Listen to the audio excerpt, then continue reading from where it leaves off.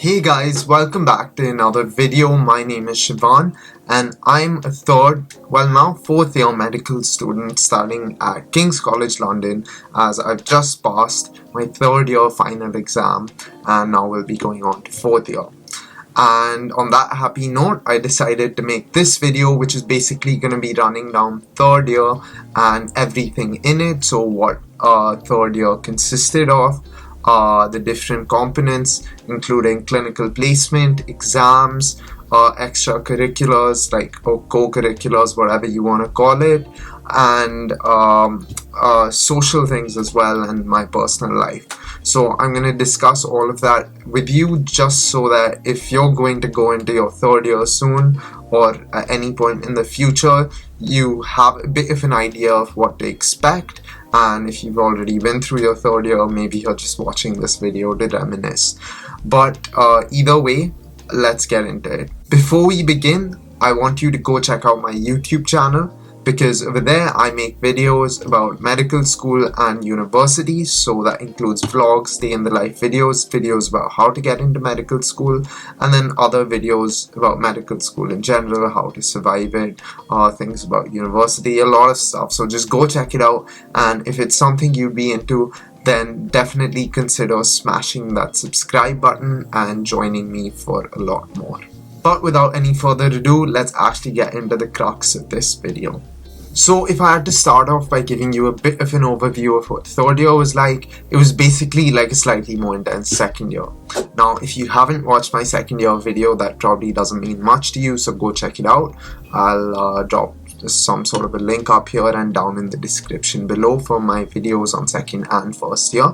But anyway, if you haven't watched it, my second year was basically clinical placement twice a week, a lot of progress tests, some practice OSCEs, which are basically a practical exam. So basically third year was just a ramped up version of all this. So instead of 2 days of clinical placement, we had 3 days of clinical placement this year. We had progress tests, including our final progress test, as well as OSCEs, and this time they were not practice or formative ones or mock ones. It was the actual thing, which was a pretty big deal. We had a few other modules, few other types of assessment, but I'll cover that in a bit more detail throughout this video. So I think we should begin by talking about the first big aspect of medical school, what you're pretty much doing most of the time in third year, and that's being on clinical placement. So clinical placement can be divided into two things in third year. You have hospital placement and then you have mental health placement. Now I'm gonna start by discussing hospital placement. So this was twice a week and it was divided up into 4 different blocks. So now these 4 blocks were cancer and clinical genetics, vascular, cognition, movement and senses, and lastly trauma and accidents. Most of them are pretty self-explanatory, but cognition, movement and senses is essentially like a bunch of neurology and stuff surrounding that, like ophthalmology, ENT, things like this. And trauma and accidents is a lot about acute presentations, emergency things, as well as a lot of orthopedics. So yeah, that's the different blocks we had, and we basically had different placements surrounding these different themes. And what a typical day on placement would look like, if you haven't watched one of my vlogs, would be that you'd go in the morning. At some time in the day you would have some actual clinical work, so being on a ward in a clinic or seeing a surgery or something like that. And for the rest of the day you would have teaching, workshops, or time for self-directed learning, or to go around on the wards yourself to get things done. If I had to say what my favorite block this year was, if I had to really think about it, I really like vascular. Me personally, I'm quite interested in cancer and clinical genetics and stuff like that. That's probably the most interesting topic for me, but I enjoyed my placements on the vascular block the most, because I feel like the teaching there was pretty good, and I feel like I learned a lot on that block, and I really got into the detail of understanding ECGs, arrhythmias, and the actually getting to the root of pathology in various cardiovascular diseases. So we had these great small teaching sessions, and we had really good placements as well. If I have to give you some tips in terms of clinical placement and what my learnings were from this year, they were basically that placement is what you make of it. You hear this a lot, but it does really mean something, and it basically what it does mean is that go and be proactive, and you have to get things done for yourself. No one's going to help you. Just think that no one's going to help you, although that's not true. You have to always be the one to take the first step. You always have to be the one to ask, can I do this? So I want to do this, I don't know how to do it, so can you show me how to do it as well? And I need to get it signed off.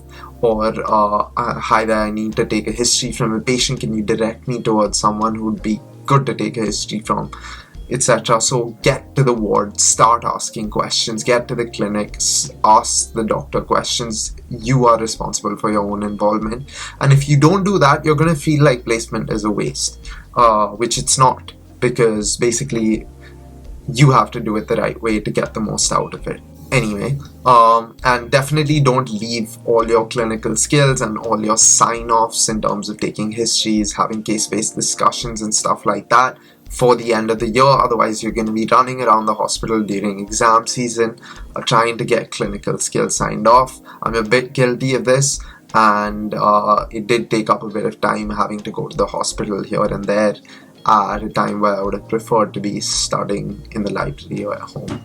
Now moving on from hospital placement to mental health. Mental health was our longitudinal placement this year, which means we had something surrounding it every week. So we had, on alternate weeks, we had clinical placement and then classroom teaching.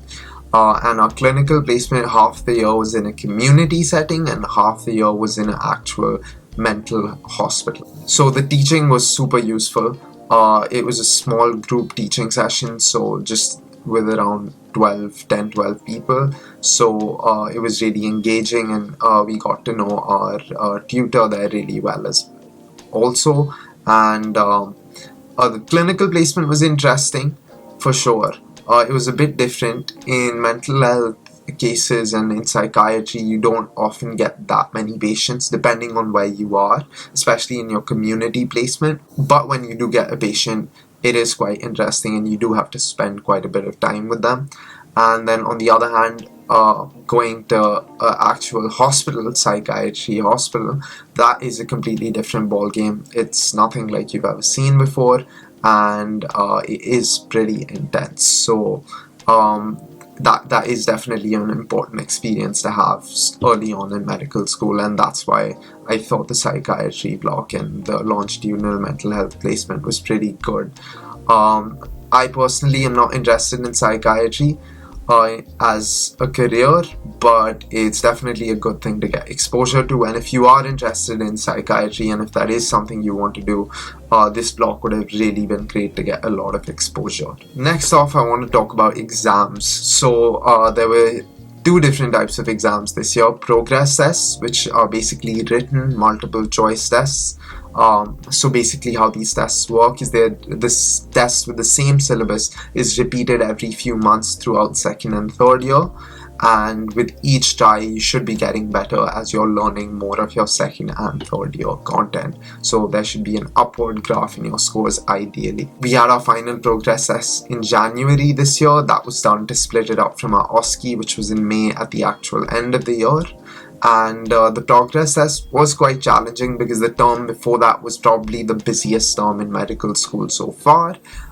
We had all our days pretty much packed. We had to be going in all the time, and we had other modules and other projects coming up as well, so we didn't have too much time on our hands. So it was really about who played the long game, practicing and studying over a long period of time versus cramming a bunch of studying in the last couple of weeks, because that was really difficult. Now, if I had to go over my learnings from my progress test, it would be that, like I said, do a little over every day over a long period of time. And you just basically, the learning is that there's no limit to how much you can know in medicine. Follow a conditions list, follow some sort of a syllabus, but just keep reading, keep learning, keep doing questions, keep practicing, and just keep trying to learn more and more and more, because I've in medicine there is high yield information, but in our written exam the information was just spread out and pretty much everything was coming up. You have to know the core knowledge, but you have to know the details as well. In terms of our other form of assessment, that was OSCEs.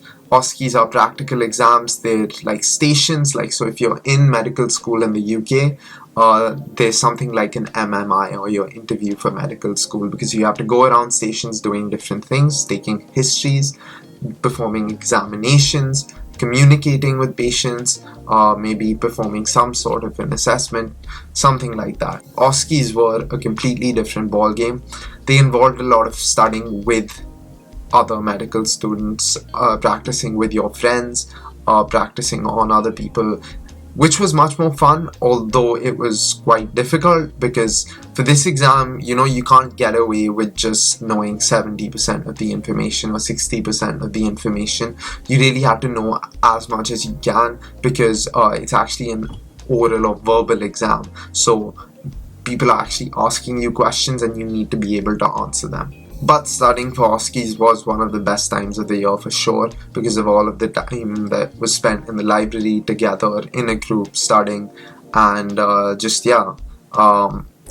was really great, and it'll definitely be one of my good memories from medical school. In terms of other forms of assessment this year, we had our scholarly project, which is kind of a research-based module. We had to write a paper, or we had to do a project essentially on some particular specialized topic in medicine. We had various different options. We had to choose our top preferences, and then we were allocated one. And basically I had to write a paper on training in robotic surgery after spending some time being exposed to robotic surgery and how it's being introduced into the hospital our medical school is associated with, and also spending some time in the biomedical engineering department, as well as attending and helping out in an event surrounding robotic surgery in the UK. So that was pretty interesting, but I found that quite difficult because I've not done anything similar before, and research in medical school is definitely a step up from the last time I did any form of research, which was all the way in IB, which is school times. So it's definitely a bit harder because you have less time and as much if not more work to do, and it's more serious, because there's always the opportunity to publish if you write a good paper. The next module we had was Doctor as a Teacher, which is basically exactly what it sounds like. So teaching us doctors to be teachers, because it's very important for doctors to know how to teach as they keep passing on information to the next generation of doctors. A lot of your learning happens on the wards, in clinics, in the hospital, and not just sitting in front of a textbook. And for that, your doctors have to be good teachers, and that's why we had this module. And what we had to do was basically teach our peers. First we had to teach them a non-medical topic, and then we had to teach them a medical topic as well. So we had these two separate experiences, and then we had to write a reflective essay on it. What worked in our teaching, what didn't work, what learnings what we learned, and what we're going to take away from it, and how we're going to improve in the future. This was also an interesting experience. I personally liked teaching quite a bit, so it was fun. Now speaking about extracurriculars, other things I did in medical school this year. These are co-curriculars really, because they're related to medicine. So firstly, I was part of the Oncology Society this year. As I said, I'm interested in cancer and stuff like that, and it could potentially be something I want to pursue in the future. I'm not 100% sure yet, but just because I was interested, I joined the Oncology Society, and I was the publicity officer this year as well as the well-being lead. So as publicity officer, I had to make a lot of posts, run the social media accounts for the society, and promote various events and stuff like that. And it was a good experience actually being part of something like this, and being able to attend a few events throughout the year because of it. I also managed to get elected as the president for the Oncology Society next year, so I'm looking forward to that and to get some experience working in a team and to learn a little bit about being a leader. I also did another thing that our medical school offers, which is called PALS, or Peer Assisted Learning, and it's basically an opportunity to teach the year below what you learned when you were in that year. So for example, I was teaching second years this year. I was teaching them second year content, helping them get through their exams, and even teaching them a bit about examinations and stuff they can do on placement. This was really rewarding, first of all, because like I said, I really like teaching, and at the same time it was a great way of consolidating information that would be useful to me for my exams, and just in general, it's a great way of learning. Teaching is always a great way of learning, because if you can teach something, means you know it really well. Lastly, I want to talk about social stuff this year. So I'd say that in my third year, it was interesting. I was not super social. Maybe during the first term, I would meet people here and there. Social life is always a big question that people have about medical school, and I've got some comments on my videos as well, being like, "Oh, do you do everything alone? That looks a bit sad."